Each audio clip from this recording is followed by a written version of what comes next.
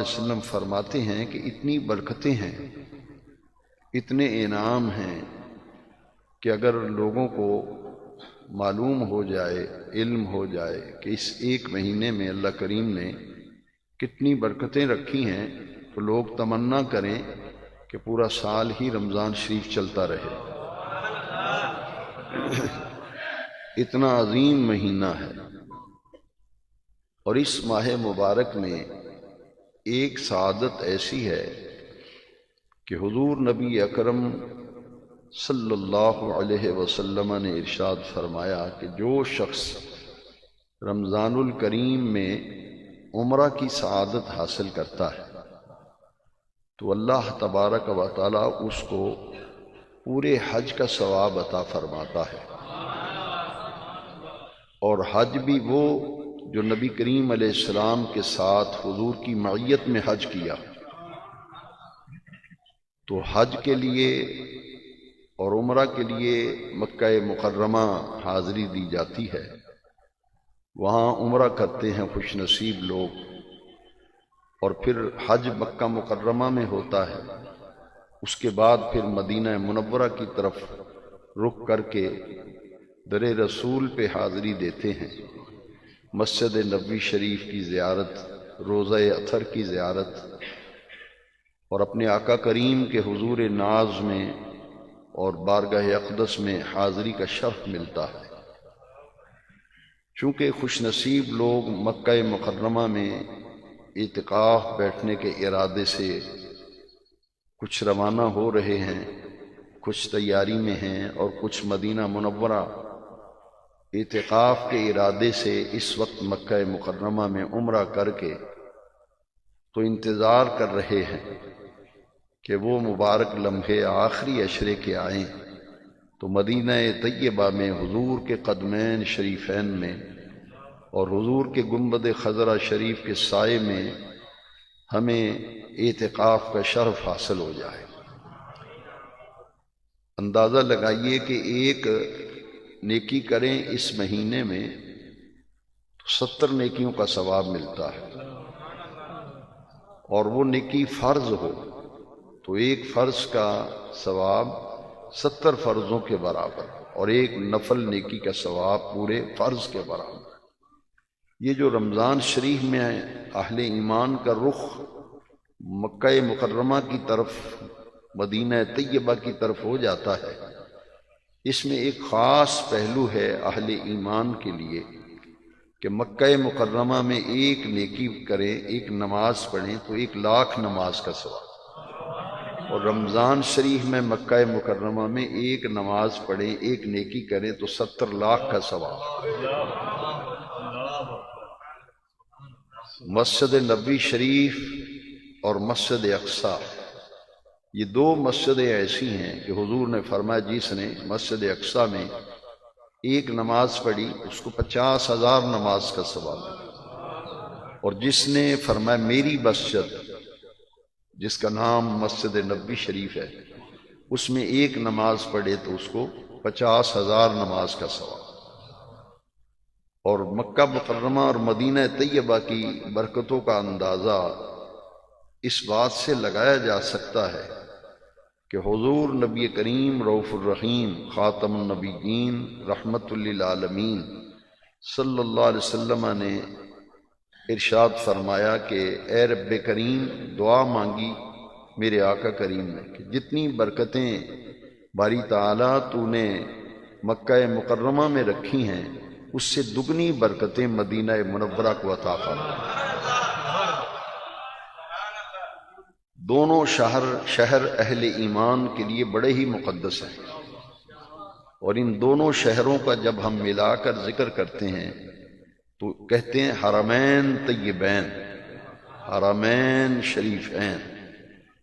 جس طرح ہمیں نبی کریم علیہ الصلاۃ والسلام سے محبت ہے، حضور کا احترام ہمارے دلوں میں ہے، حضور کی عظمت ہمارے دلوں پر نقش ہے، اسی طرح ان دو شہروں کی عزت، عظمت، حرمت اور تقدس مسلمان کے دل میں جاگزیں ہے کہ یہ دو مقدس شہر ہیں، ایک میں بیت اللہ شریف ہے، ایک میرے آقا کریم علیہ السلام کی تربت اطہر ہے۔ مکہ کو مکۃ المکرمہ کہتے ہیں اور مدینہ کو مدینۃ المنورہ کہتے ہیں۔ ہمیں ان شہروں سے بھی محبت ہے، اس لیے کہ ہم ان کے ساتھ ہماری محبت کا تعلق ایمان کے ساتھ ہے۔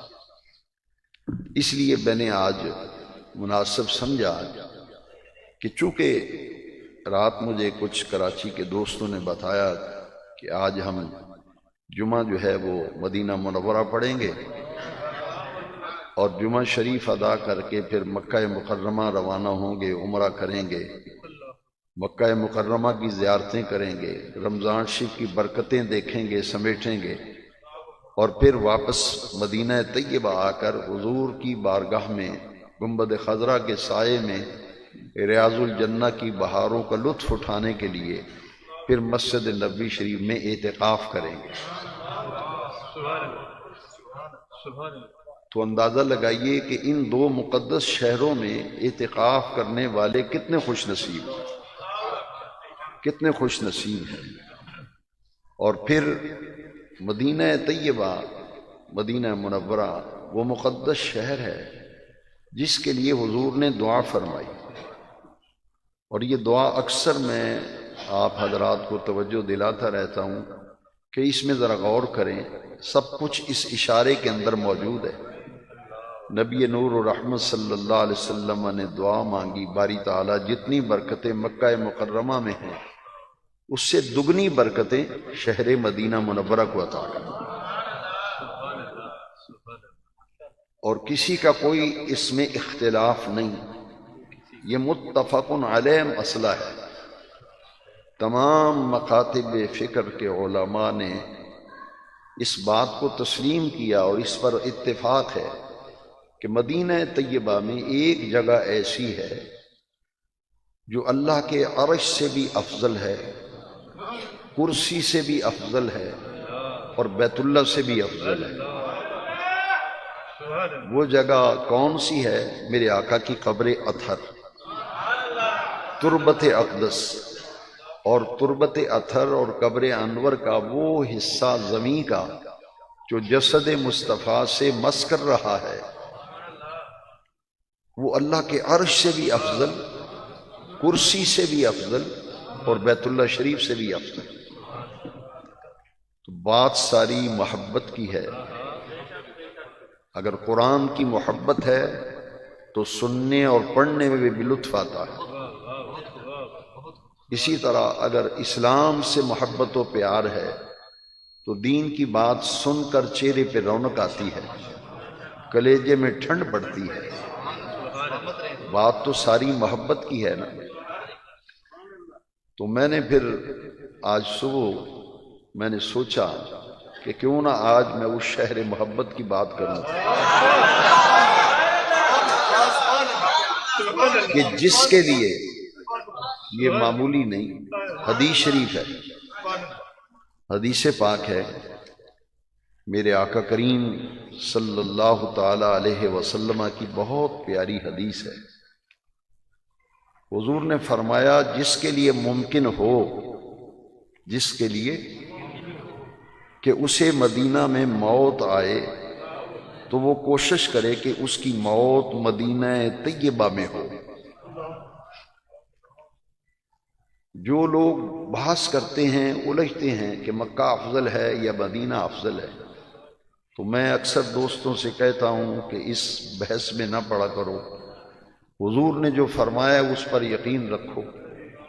کتنی پیاری حدیث ہے جو سارے مسئلے حل کر رہی ہے، ساری غلط فہمیاں حدیث پاک پڑھنے سے دور ہو جاتی ہیں۔ میرے آقا کریم علیہ السلام نے فرمایا جس کے لیے ممکن ہو کہ وہ مدینہ شریف میں مرے تو کوشش کرے کہ اس کو موت مدینہ طیبہ میں آئے۔ حضور نے فرمایا جو مدینہ طیبہ میں وفات پائے گا، قیامت کے دن اللہ کی بارگاہ میں اس کی شفاعت کروں گا۔ یہ ترمذی شریف کے اندر حدیث شریف ہے۔ اب یہ اندازہ لگائیں کہ مدینہ طیبہ کتنا ذی شان شہر ہے، کہ جس شہر مقدس میں اعتکاف بیٹھنے والا رمضان کریم میں روزے اس کو مدینہ طیبہ کے نصیب ہوں، سحری مدینہ طیبہ کی نصیب ہو، افطاری مدینہ منورہ کی نصیب ہو، وہ کتنا خوش نصیب ہے جس میں سرکار نے فرمایا جس کو وہاں موت آئی، فرمایا قیامت کے دن میں اللہ کی بارگاہ میں اس کی شفاعت کروں گا۔ اور مدینہ شریف کی موت یہ خاص نقطہ ہے کہ مکہ افضل ہے یا مدینہ افضل ہے۔ میں یہ کہتا ہوں کہ حضور کی حدیثیں پڑھا کرو، سنا کرو، پھر اس بحث میں پڑھنے کی ضرورت نہیں۔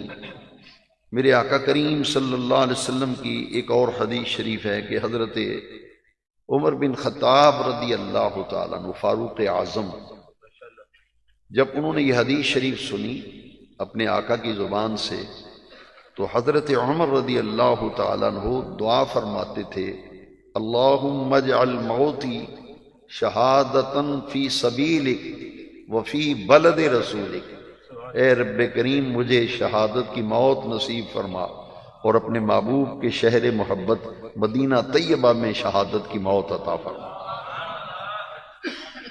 کتنی برکتیں ہیں مدینہ پاک کی، کتنی عظمتیں ہیں، کتنی شان ہے اس شہر کی جس میں میرے آقا کریم علیہ السلام آرام فرما۔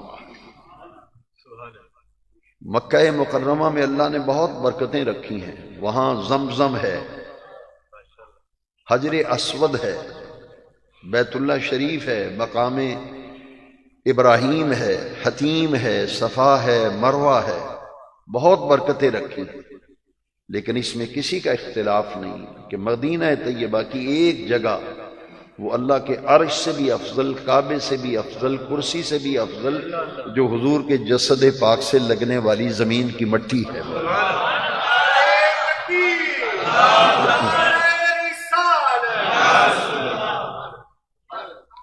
اور پھر میں اس لیے کہتا ہوں کہ بحث نہ کیا کرو، یہ حدیثیں سنیں پھر آپ کے ذہن میں یہ سوال پیدا نہیں ہوگا، نہ کبھی اس موضوع پہ بات کریں گے نہ کسی کو کرنے دیں گے، کیونکہ اس بات کا تعلق ہے حضور کی محبت سے، اور ایمان نام ہی حضور سے محبت کا ہے۔ حضرت عبداللہ ابن عمر رضی اللہ تعالیٰ عنہ فرماتے ہیں، یہ حدیث شریف جو آپ کو سنانے لگا ہوں یہ مسلم شریف میں ہے اور 1399 نمبر ہے اس کا حدیث کا۔ عمرہ کہاں ہوتا ہے جی؟ ایک دفعہ پھر بول لیں، عمرہ مکہ مکرمہ میں ہوتا ہے نا۔ اب حدیث سننا، جو بحث ہے یہ نہ کیا کرو، حدیث سنو۔ عمرہ تو مکے میں ہوتا ہے۔ حضور فرماتے ہیں، حضرت عبداللہ ابن عمر رضی اللہ عنہ فرماتے ہیں کہ حضور نبی نور و رحمت للعالمین صلی اللہ علیہ وسلم ہر ہفتے کے دن مدینہ طیبہ کی مسجد، جو اسلام کی پہلی مسجد ہے، مسجد قباء، حضور تشریف لے جاتے تھے، خواہ پیدل یا سوار، اور وہاں جا کر نبی کریم صلی اللہ تعالی علیہ وسلم 2 رکعت ادا فرماتے تھے۔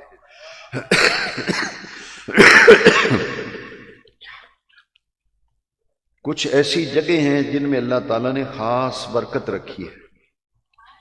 میں آپ سے ایک سوال پوچھ سکتا ہوں، آپ مسئلے پوچھتے ہیں، میں سمجھانے کے لیے آپ سے ایک بات پوچھتا ہوں کہ حضور چل کر پیدل کبھی سوار ہو کے کہاں جاتے تھے اور جا کر کیا کرتے تھے؟ تو حضور مسجد نبوی میں نفل نہیں پڑھ سکتے تھے؟ ممانعت تھی کوئی؟ وہاں پڑھ سکتے تھے، تو حضور کیوں جاتے تھے وہاں؟ پیدل ہوں، اور پھر حضور نے ایک دن مقرر کیا ہوا تھا، ہفتے کا دن۔ حضور ہر ہفتے کو جاتے تھے اور جا کر کیا کرتے تھے؟ 2 رکعت پڑھ کے حضور واپس آ جاتے۔ اب سنیے کہ حضور کیوں جاتے تھے وہاں ہفتے کے دن، 2 رکعتیں کیوں پڑھتے تھے جا کے؟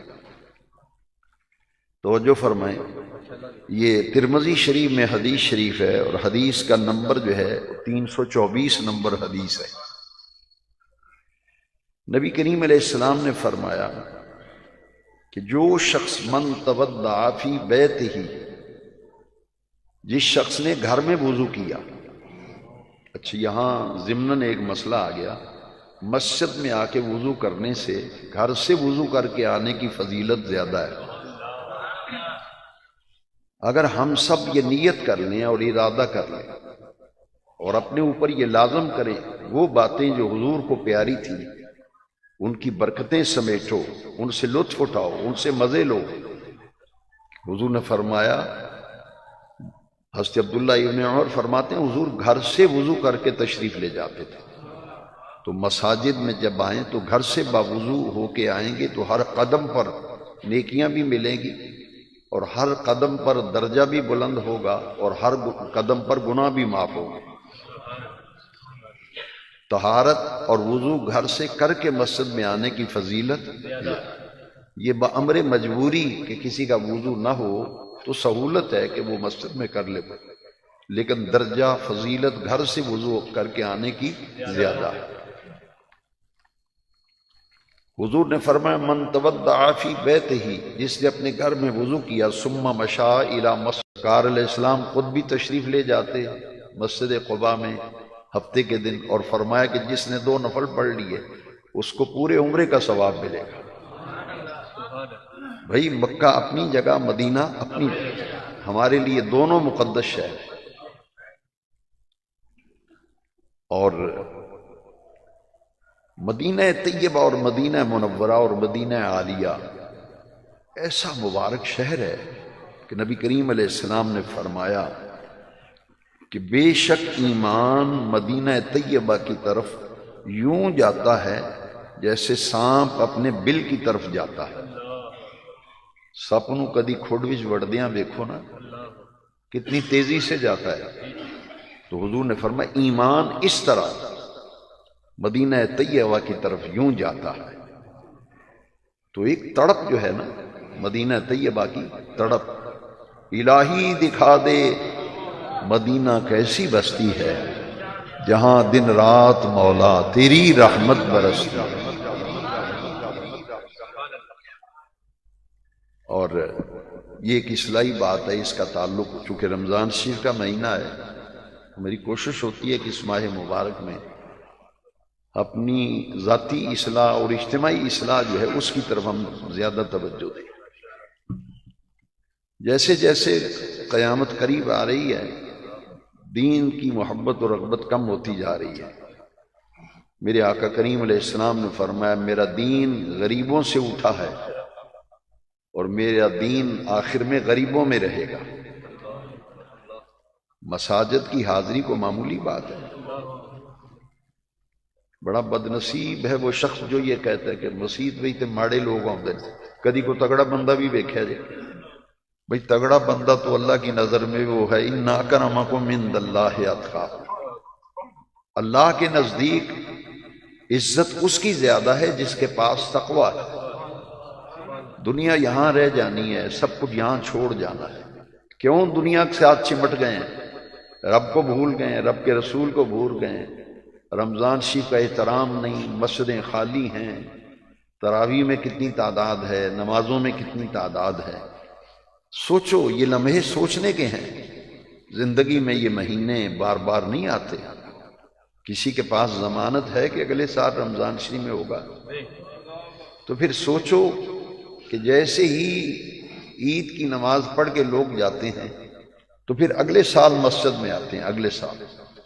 تو پھر ہم اپنے آپ سے سوال کریں کہ رمضان شریف مجھے اور آپ کو کہہ رہا ہے کہ غور کر مسلمان، تو ایک مہینے کے لیے اللہ کا فرما بردار بننا ہے یا ساری زندگی کے لیے بننا ہے؟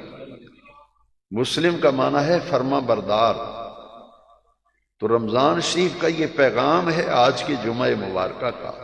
یہ یہاں سے ایک میسج لے جاؤ، پیغام لے جاؤ، سبق لے جاؤ کہ اپنے آپ سے سوچو، چارپائی پہ رات کو لیٹو تو غور کرو کہ میں اللہ کا بندہ ہوں، نبی پاک کا امتی ہوں. سدا اس دنیا میں نے نہیں رہنا. کیا میں ایک مہینے کے لیے نماز پڑھوں گا، 11 مہینے چھٹی کروں گا نماز کی؟ ایک مہینے کے لیے حلال چیزوں سے کنارہ کش ہو گیا ہوں، باقی 11 مہینے حرام بھی کھاؤں گا، تو پھر سوال یہ پیدا ہوتا ہے یہ مہینہ صرف کھانا پینا چھوڑانے کے لیے نہیں آیا، یہ مہینہ اس لیے ہے لعلکم تتقون کہ تمہارے اندر ایسی تبدیلی آ جائے کہ مسجد کی 5 وقت کی حاضری کی جو رجسٹر ہے تمہاری حاضریاں کمپلیٹ ہوں، ایک غیر حاضری نہ ہو، ایک غیر حاضری نہ ہو۔ آخرت اور قبر کو یاد رکھو کہ اس ماہ مبارک میں یہی ٹریننگ اور تربیت جو ہے وہ دلائی جاتی ہے۔ اب میں وہ حدیث شریف سنانا چاہتا ہوں جو ابن ماجہ شریف میں ہے، اور حدیث کا نمبر 1413 نمبر حدیث ہے۔ نبی کریم علیہ السلام نے فرمایا کہ کسی شخص کا اپنے گھر میں نماز پڑھنا ایک نماز کا ثواب ہے۔ کئی لوگ جماعت کو چھوڑ دیتے ہیں جان بوجھ کے۔ کسی بھی مسجد میں آپ جا کے دیکھ سکتے ہیں، میری بات غلط نہیں، جب جماعت ہو جاتی ہے، جماعت میں کتنے 1-2 صف ہوتی ہے، 3 ہوگی، محلے کی مسجدوں میں دیکھیں، جامع مساجد کا معاملہ اور ہے، جب جماعت ہو جاتی ہے تو سینکڑوں کے حساب سے لوگ اکیلے اکیلے آ کے پڑھتے ہیں نماز، خاص طور پر ظہر کی نماز اور عصر کی نماز۔ اس میں کثرت سے مسلمانوں کی وہ ہے جو جماعت سے نماز نہیں پڑھتے۔ میرے آقا کریم نے فرمایا میرا جی چاہتا ہے کہ میں کسی کو اپنے مصلی پہ کھڑا کروں کہ وہ نماز پڑھائے، اور جو جماعت سے نماز پڑھنے کے لیے نہیں آیا میں اس کے گھر کو آگ لگا کے جلا دوں گا۔ باجماعت نماز کی اتنی اہمیت۔ پھر میں کہتا ہوں کہ میں بھی سوال کروں یار اپنے آپ سے، آپ بھی سوچو، قرآن پھر یہ کیوں کہتا ہے وَارْكَعُوا مَعَ الرَّاكِعِينَ؟ اگر گھر میں ہی ذوق و شوق سے نماز پڑھنی ہے، مجبوری ہو تو الگ معاملہ، یہ بات ذہن میں رکھیں۔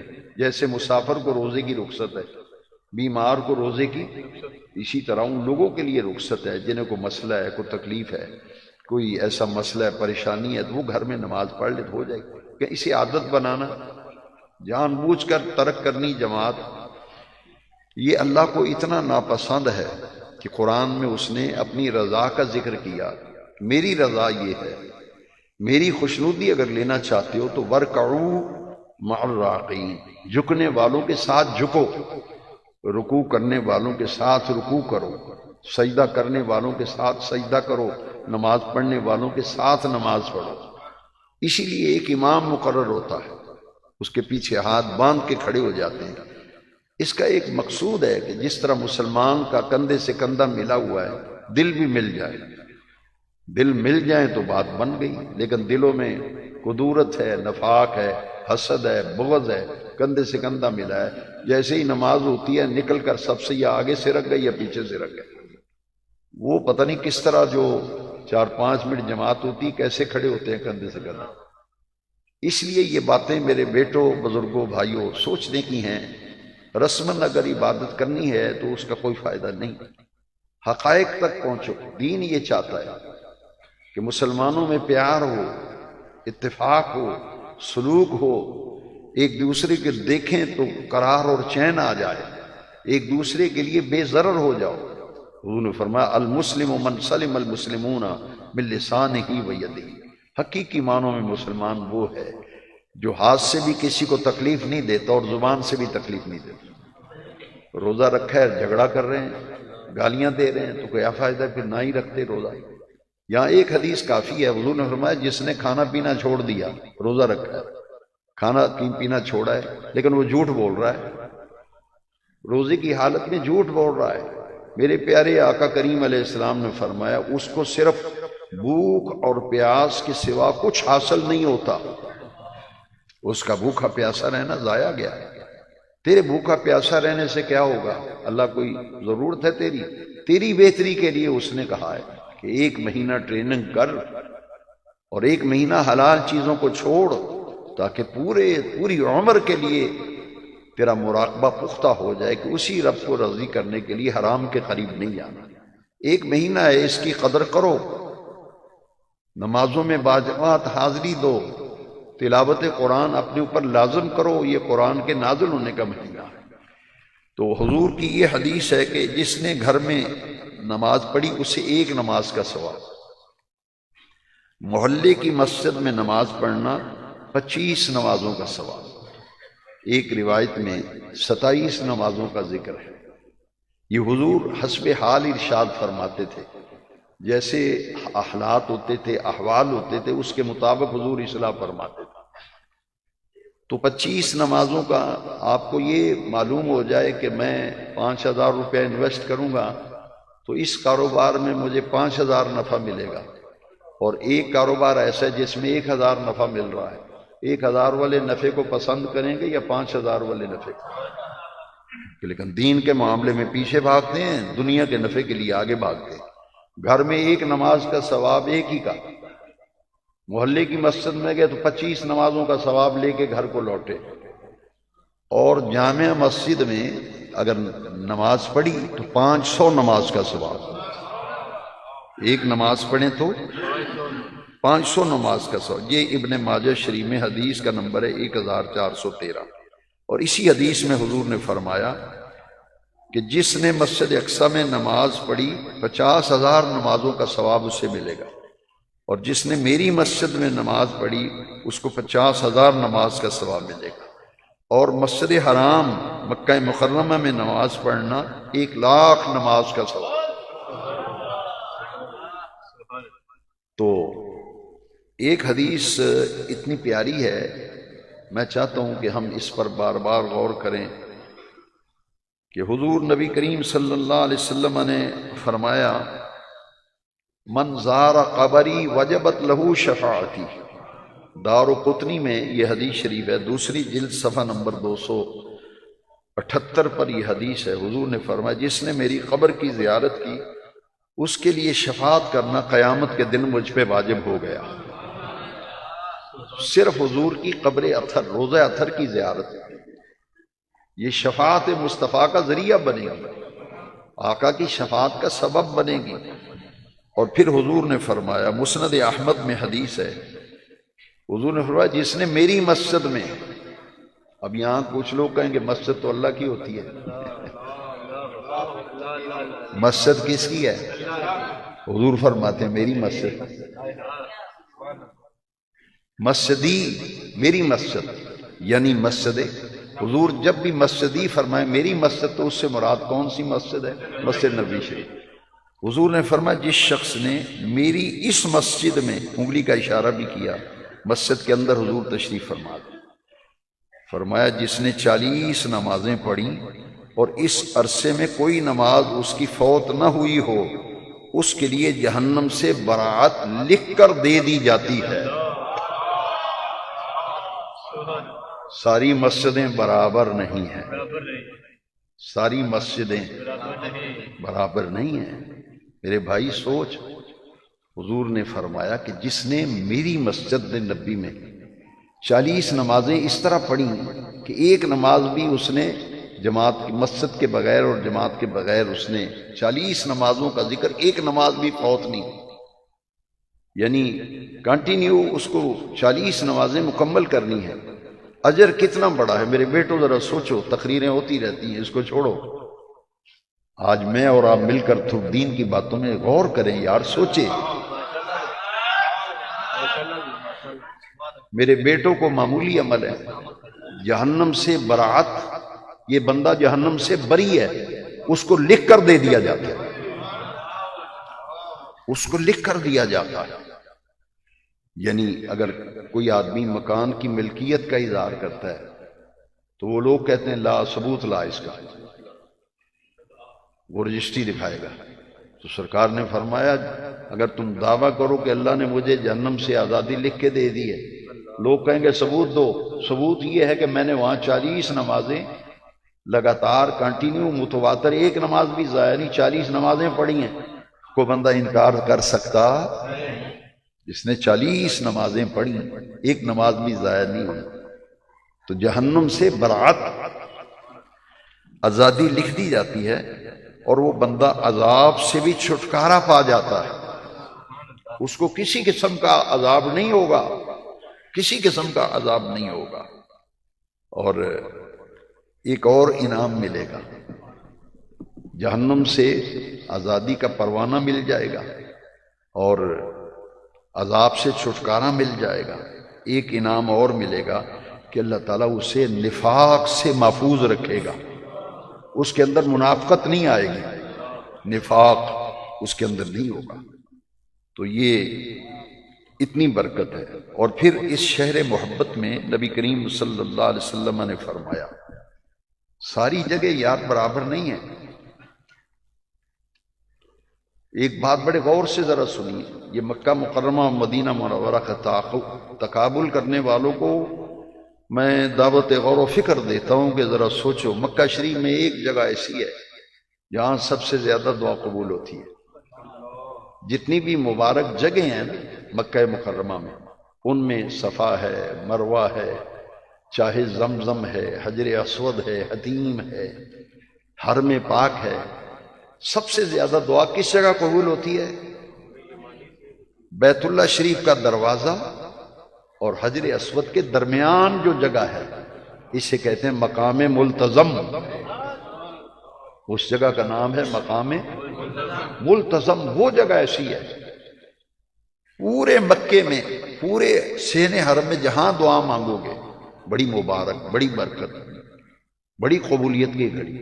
مگر وہ جگہ اللہ کریم نے خاص کر دی جو بیت اللہ شریف کے دروازے سے لے کے حجر اسود کے درمیانی جگہ ہے، اس کا نام ہے مقام ملتزم۔ وہاں حکم ہے کہ اپنا سینہ ساتھ چمٹاؤ، اپنا پیٹ لگاؤ، اور ایک ہاتھ نہیں، دونوں ہاتھ ایسے دیوار کے اوپر رکھ کے گڑ گڑا کر اپنے رب سے دعا مانگو۔ کیوں؟ تم رب کے دروازے کے سامنے کھڑے ہو، اس لیے وہ جگہ اس لیے عظیم ہے کہ تم اپنے رب کریم کے گھر کے دروازے کے سامنے کھڑے ہو، گھر کے دروازے کے سامنے کھڑے ہو۔ اس جگہ کو اللہ نے اتنی عزت دی کہ مقام ملتزم۔ اسی طرح میرے دوستوں مدینہ طیبہ میں ایک جگہ ایسی ہے، سبحان اللہ، ہم عاجز مسکین لوگ ہیں، ہم کون ہیں جو ان چیزوں کی عظمتوں کے مقابلے کریں؟ جب سے اس امت نے ترازو پکڑے ہیں، بیڑا غرق کر لیا، اپنا تباہی و بربادی کر لیا۔ چھوڑو میرے بیٹھو، یہ اگر قیمتی شے تو سونا ہے، بالن قیمتی نہیں۔ قیمتی شے چاندی سے بھی زیادہ قیمت اور قدر کس کی ہے؟ چاندی کو تو پوچھتا ہی کوئی نہیں۔ تسی چاندی دی انگوٹھی دیو، پھٹ کے پڑا سوڑ دے گا، آندہ میرے کو ہے نہیں یار بڑھیا۔ سونے کی انگوٹھی دو جو اگر کوئی واپس کر گیا تو میرا نام بدل دینا۔ قیمتی شے میں کہہ رہا ہوں، قیمتی شے کیا ہے؟ سونا۔ اور سونا آپ ایک تولہ لے کے ٹال والے کے پاس جائیں، یہ جو ترازو ہے نا آپ کا، اس پہ یہ ایک تولہ سونا تول دیں، وہ تل جائے گا یا دے گا؟ تو وہ کہے گا اس کو پاگل خانے لے جاؤ۔ اور بے وقوف آدمی اس پہ بالن تلتا ہے، سونا نہیں تلتا۔ رسول اللہ کے صحابہ اور اہل بیت مکہ اور مدینہ کیا سمجھ رکھا ہے تم نے؟ یہ تمہارے عقل کے ترازو پہ یہ نہیں تلتے۔ اس لیے میں کہتا ہوں بالن تولنے کا ترازو اور، کریانے کا سامان تولنے کا ترازو اور، گوشت تولنے کا ترازو اور، سونا تولنے کا ترازو اور، یہ وہ ترازو ہے جس کا نام ہے ترازو محبت۔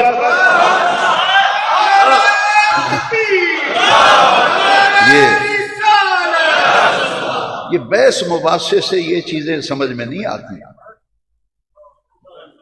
یہ کتابوں کی پھولا پھالی سے یہ باتیں سمجھ میں نہیں آتی۔ ان کا تعلق عشق سے ہے، محبت سے ہے۔ کاش تجھے محبت کا ترازو مل جائے، محبت رسول کے ترازو میں تول۔ صحابہ کو تولنا ہے، مدینے والے کی محبت کے ترازو میں تول۔ اہل بیت کو تولنا ہے تو حضور کی محبت کے ترازو پہ تول۔ مکہ شریف کی عظمت کو تولنا ہے تو محبت کے ترازو پہ تول، اور مدینہ طیبہ کی عظمتوں کو تولنا ہے تو محبت کی ترکڑی پہ تول۔ یہ تیرے عقل کے ترازو ختم ہے۔ بالن کا ترازو اور ہے، سونے قیمتی شے سونا ہے، اسے اسی لیے لاکر میں لا کے رکھتے ہو نا، قیمتی شے، قیمتی شے کی حفاظت کی جاتی ہے، ایمان کی حفاظت کرو۔ اب یہ جگہ کتنی مبارک ہے، بخاری شریف میں ہے، حضور نے فرمایا ما بین بیتی و منبری روضۃ من ریاض الجنہ، میرے گھر اور میرے ممبر کے درمیان جو جگہ ہے یہ جنت کی کیاریوں میں سے کیاری ہے، جنت کی کیاریوں میں سے کیاری ہے۔ حضور نے فرمایا جس نے بیت اللہ کا حج کیا، ترازو میں تولنے والوں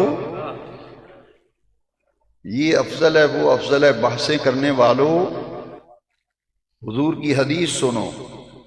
میرے آقا کریم دارقطنی میں حدیث ہے، دوسری جلد صفحہ نمبر 278 پہ حضور نے فرمایا جس نے میری وفات کے بعد، جس نے میری وفات کے بعد حج کر کے، حج کیا مکے میں، حج کہاں ہوتا ہے؟ مکے میں، حج کر کے پھر میری قبر کی زیارت کی تو گویا میری زندگی میں اس نے میری زیارت کی۔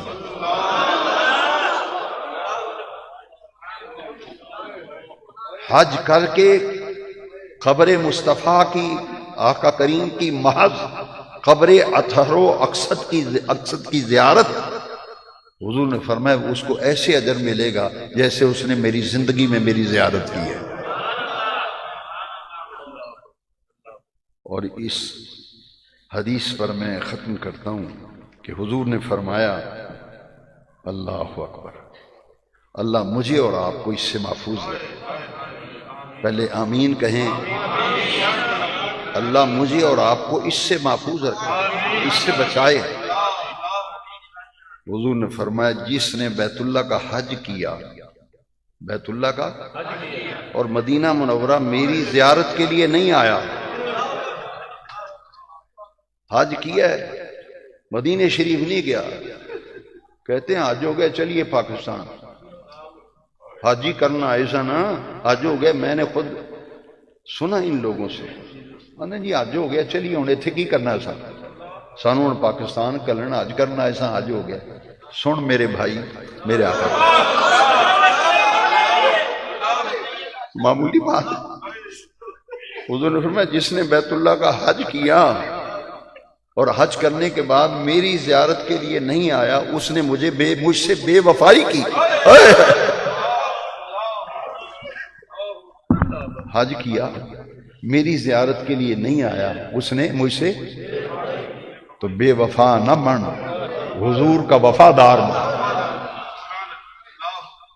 1995 میں جب پہلی مرتبہ میں نے حج کیا، پہلا حج، تو میں ایئرپورٹ پہ تھا تو ایک آدمی اچھی خاصی اس کی داڑھی، سلوار ٹخنوں سے اوپر، وہ ایک ایک حاجی کے پاس جائے، ماشاءاللہ ماشاءاللہ حج کرنے جا رہے ہیں جناب، مبارک ہو مبارک، قبول، حج قبول، اللہ کاندے نال مولا کے اندر حضور کے روزے کی نیت نہ کرنا، حضور کے روزے کی نیت نہ کرنا، حج کی نیت کرنا۔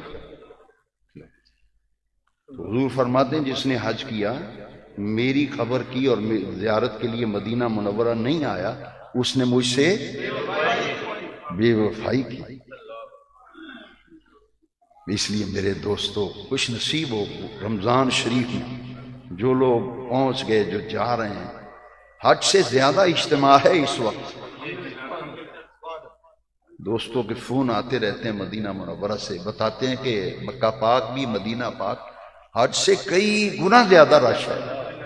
میں نے کہا اس لیے کہ دیوانے چاہتے ہیں کہ حضور نے فرمایا جس نے رمضان میں عمرہ کیا، یہ موضوع آج اس لیے رکھا ہے کہ یہ میں نے حدیث جب پڑھی، میں نے کہا جمعے میں آج یہی سناؤں گا۔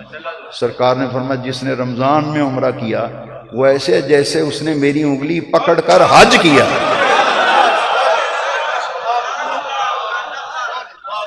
بس یہ دعا کرو کہ ترازو مل جائے محبت والا، ہم دین کی ہر بات کو ترازو پہ تولیں، عقل کے آئینے پہ نہ تولیں۔ اللہ مجھے اور آپ کو عمل کی توفیق